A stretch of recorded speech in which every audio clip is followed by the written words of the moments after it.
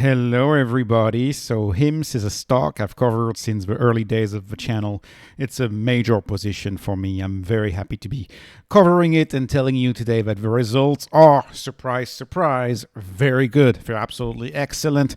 The company, Q4, from Q4 to Q4, so Q4 22 to Q4 23, that was up 47%, which is outstanding. If you do full year 23 to full year 22, up 65%. And you know that on this channel, what I care the most about is revenue growth. Revenue growth is product adoption, service of adoption. In the case of HIMS, their products, their service is getting adopted by the market. This is a company who has seen a rise in its adjusted EBITDA, and they actually just became net income positive. The market should really like this. The algos should really like this. They have GAAP profitability this quarter. I personally don't care, but the markets are going to love it. And if I look at the price, you know, the price movement today is 15%, plus 15% after hours, and it was 7% during the day. So we're at plus 22% for the stock.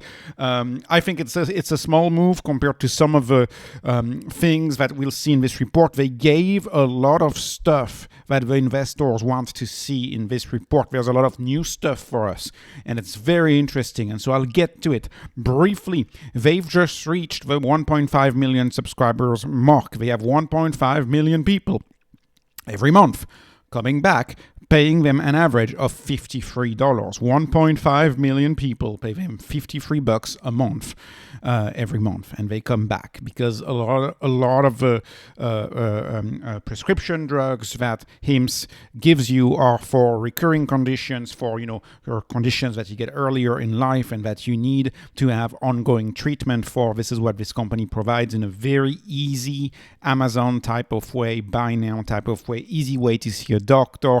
No issues having to deal with your insurance and figuring out whether your insurance is covered. I maintain what I've said multiple times in all of my videos. Depending on your insurance, $50 a month may very well be much cheaper than your copay. And this is especially true if you have things like a high deductible plan, for example, where you are in the thousands that are not covered by insurance. Cheaper than copay still holds, in my view, for a lot of the treatments that HIMS provides. It's people taking, healthcare into their own hands and just deciding on their own, without their insurance, deciding on their own whether they want to get treated or not, and doing this at a cheap enough cost, because HIMS only has 2 automated pharmacies, one in Columbus, one in Phoenix. They don't have a legacy healthcare system that is holding them back. Like there are 45,000 pharmacies in the US. We don't need 45,000 pharmacies. A handful of giant automated pharmacies could entirely disrupt that industry of physical pharmacies. And the same is true for doctors. HIMS is both a digital doctor, a network of doctors that you can see through the HIMS platform, and a digital pharmacy, fully remote, fully online. This is a business that can scale and grow very fast. And they have planned on going very fast. I see it on Twitter. People dismiss this company and say, "Oh, they just sell beep D pills," is what they sell. No, that is not what this company is all about. I used to be guilty of this 2 years ago and dismiss it like that. It's not just ED pills. They have a much more comprehensive business. They help you with most recurring problems. And this is every picture you see is a product that they have. You see dermatology, huge problem among younger people. It starts young, dermatology. They cover that, right? Sexual health. Obviously, this is something that most insurance don't cover, and they offer you an affordable way to deal with that. Mental health. There is a quote-unquote mental health epidemic in the United States. Unfortunately, they already do anxiety, they already do depression. But what I put in there, PTSD is very common in the US. It's a major problem in the military, but not just veterans. It's a major problem all over the US. If they have a treatment for PTSD, I could anticipate this being in great need. And diabetes, let's not even get started with diabetes. Diabetes is an enormous market in the US. Type 2 diabetes is giant. They have more products. This is the roadmap. This is the products that are coming up, everything I'm telling you here. From PTSD to diabetes, but not just that. Testosterone, menopause, these are all huge products. If you live in the US, you may have seen these tacky, frankly, tacky-looking low-T centers in strip malls dealing with testosterone treatment. When they enter that, that's going to be a huge market. 80 million, 100 million, 100 million, 80 million.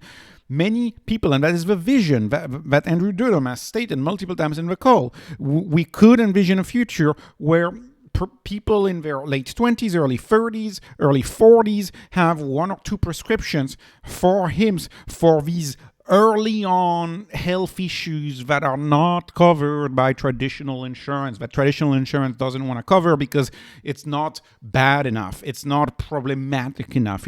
There's not enough reason for people to go through the hurdle of understanding the traditional sick care system and sick insurance system. Some people call this the healthcare system and the health insurance system. I just call it the sick system. HIMSS is not that. HIMSS is earlier on in someone's health journey. HIMSS is currently the leading, and this is market share that they gave us, and I'm so happy about that. The market should be pleased with that. HIMSS is currently the only leading insurance-free, i.e. you are free to decide your care without having to go through a PCP. They're the only insurance-free digital doctor and pharmacy. They're the leading, not the only, but they're the leading digital doctors and pharmacy, eDoctor, e-pharmacy without insurance. They're the leading one. As you can see, if you blend both of these numbers for a telehealth provider, you're at more than 50%, right? You're at 52% blended here. So they're a leader, more than 50%. That's great. But what's more important is the trajectory. If you look at the trajectory, they've been consistently growing, and they keep investing. These TV ads, I saw some YouTube ad recently, internet. They are advertising everywhere in the United States, and that's really helping them growing their share. They have, I think, a great strategy of advertising among sporting events, like on Sunday football, people drinking beer, maybe not that healthy. Boom, they got the HIMSS advertisement and they can get their problems fixed. This is, in my view, a very, very great marketing strategy that is resonating with the customer. And one of the comments that I often get in the cost section is, we don't know the customer acquisition cost. They're not transparent. It costs them a fortune to acquire customers. If they stop marketing, what will happen, etc., etc., etc. They've provided us great clarity on customer acquisition cost, and I love this chart. They've always said it's a 1 year payback period, under a 1 year payback period. They've always said that to us, but they never showed us the actual numbers. These are the number for the Q1 cohort of 2023, right? So these numbers, as far as I'm concerned, outlined this way. They're new, and these numbers are amazing. If you look at, so it cost them in Q1 $84 to acquire a customer, and they generated in Q1 $47 and then $77. Boom, you're it. In 2 quarters, you pay back. In 2 quarters, you got to pay back on your money, and then it's just profit. This is a company where it makes sense for them to keep spending on marketing, and that is what they are doing to grow their customers and really get that network effect going, really get that monopoly type app going. And that's why they are the number 1 app on all of these platforms in their respective sector, because they advertise heavily. They don't have to deal with the slowness, with the red tape of health insurance and insurance reimbursement. They have an easy way to reach the customer. The customer gets it. It's easy for the customer to see a doctor within 48 hours or 24 hours. You see a doctor, you talk to a doctor, they tell you, yes, you're eligible, you can get that drug. No, you can't. If they tell you yes, HIMSS supplies the drug. And for many, many years, to quote the CFO from a few calls ago, the CFO said, we still have original customers from 2017 who still get their same drug from HIMSS, and they've had the product since 2017. How many of the people in these cohorts will keep the product for 5 years, 10 years, 15 years, right? And where will the company later on? I'm very, very excited to see this. What's another thing that the cynics oftentimes criticize? I'll tell you about this. I love this about the return of compounding pharmacy. Compounding pharmacy is something that slowly the population has been going away. What is a compounding pharmacy? That's the idea that you have a drug customized to you. The drug is customized to you. And the cynics, when they see this, they'll say, this is just a marketing gimmick. Personalized medicine is a marketing gimmick. It's just that when you have a personalized medicine product, a personalized drug, you create a moat. You have a barrier to exit because, people are not going to leave elsewhere because you provide them the drug that's just right for you. Well, That may be true if you're a moat investor. I'm not a moat investor. I don't care about moats. What I care about is the company doing what's right for the patient? Is the company a 0-to-1 product? Is the product that they are giving, the drug that they are giving to the customer, is it leaps and bounds ahead of whatever standard off-the-shelf drug you can get from your standard pharmacy who doesn't want to bother with compounding? Because let's face it, it's hard and it's difficult. And if you're a pharmacy, you're in a local town, you have a moat. You have a moat. You know, the moat is protecting you. You're just going in the local town. You're not going to go out of your way to make something complicated, to make one drug for one customer. But here's the truth. Here's the truth. We're all different. Different size, different shape, different gender, different DNA, different stories. We're all different people, you know. So if you see doctors, you know, sometimes they will prescribe a 500 milligram dose of ibuprofen. They'll prescribe it regardless whether you're a 120-pound female or a 250-pound male. And this is true for most drugs. And sometimes they try to say, oh, you know, you gotta crack the drug in half. Or there's not that many options to customize the drug to the exact amount. Take my example of ibuprofen, 500 milligram. Well, it may be that actually the 120-pound female maybe needs 175 milligrams, and maybe the 250-pound male needs 575 milligrams, right? You can dose the drugs, the medication, exactly to the specifics of the customer, and you use big data to do that.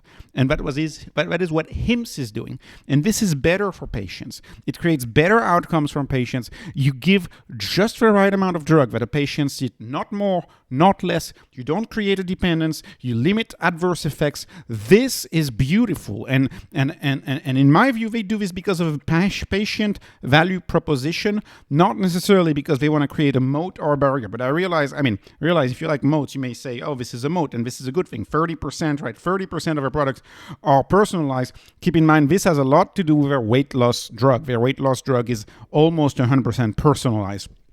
Now, what is even more important, I suppose, to us investing in this company for profits, right? Because I mean, I believe investing is a field that's much more than just profits. But if you just look at the numbers are outstanding. So they've given us a new outlook. As you know, on this channel, you know, I'm a long-term investor. Q1, like I don't care about Q1 outlook. I'm not short-term. They give that for analysts for Q1. No, what interests me is the long-term, and they've given us the full year of 2024 guidance: $1.2 billion, 100 to 120 million in EBITDA. Now, this is the fascinating part. Look at this. This is the old guidance that they had given us 15 months ago exactly. 15 months ago, they had told us that by the end of 2025, which is a number we would have found out in February of 2026, they had told us they will achieve at least 1.2 billion and at least 100 million. Now they are telling us that this will likely be achieved full year 2024, by the end of 2024. So we would find whether these numbers have been achieved in February of 2025, which means that the current guidance, the FY 2024 guidance here, is them, you know, formally telling us that they will reach this old guidance 1 full year early. They will reach it 1 full year early. And that's why I'm using the upper range number that they're giving us here, because clearly that was heavily sandbag. And we all knew this if you've been following the company, but this was heavily sandbag. So there is no reason to believe that this is not sandbag as well. This is sandbag on a whole new level for him. And again, why wouldn't they? Because the market is giving them no credit. So they should give low guidance. The market's not giving them credit when they beat the guidance. The updated valuation for HIMSS now with that guidance is, like I said, plus 38% in revenue over the next 12 months and 10% adjusted EBITDA. When I put this into my spreadsheet, I get a enterprise value over gross profit over revenue growth, my valuation metric. This answers the question, how much am I paying for each percentage point of future growth? And with the metrics, and by the way, this is the enterprise value, as of tonight, as of right now, as of when the stock is up to 15%, I get a number of 0.071. So congratulations, HIMSS. You are now much closer to the value of StoneCo, my second cheapest, but you are still the cheapest. I do not understand how this company is still the cheapest for a more profitable company. This a more profitable company, growing faster company than say a StoneCo. It's got so much going for it. I do not understand why it is trading so cheaply. The rule of 40. So in SaaS, right? Rule of 40 is you add how much money is made as a percentage, and you add the future growth.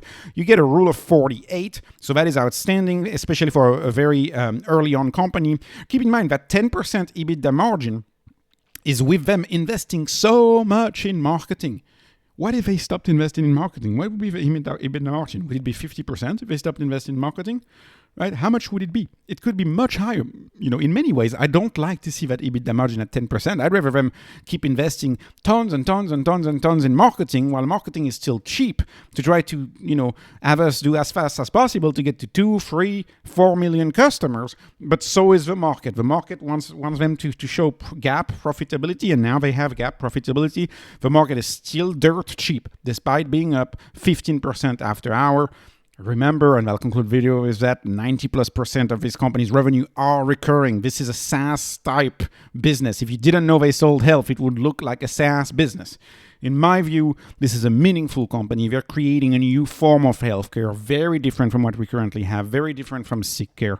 They're getting people used to moving fast and get treated right away and get treated oftentimes cheaper than what it would cost to go for your legacy insurance and to help the old system pay for 45,000 pharmacies and asset managers with fancy hospitals. You may not really care as much about that. Most younger people, in my view, would much rather have a witty app, a friendly app, and that is exactly what HIMSS is. Anyways, the call must have started 2 minutes ago. I am now about to go listen to the call, so I'm excited for the call. Might make another video about the call. Outstanding company. Love to be investing in this stock. I bought a little more today before the earnings. I'm glad I did that. We'll see if the stock stays up for a while or not, but this is a very reassuring report in my view. This was no investment advice, no financial advice, just entertainment. Please like, please subscribe. Thank you for watching and have a wonderful day.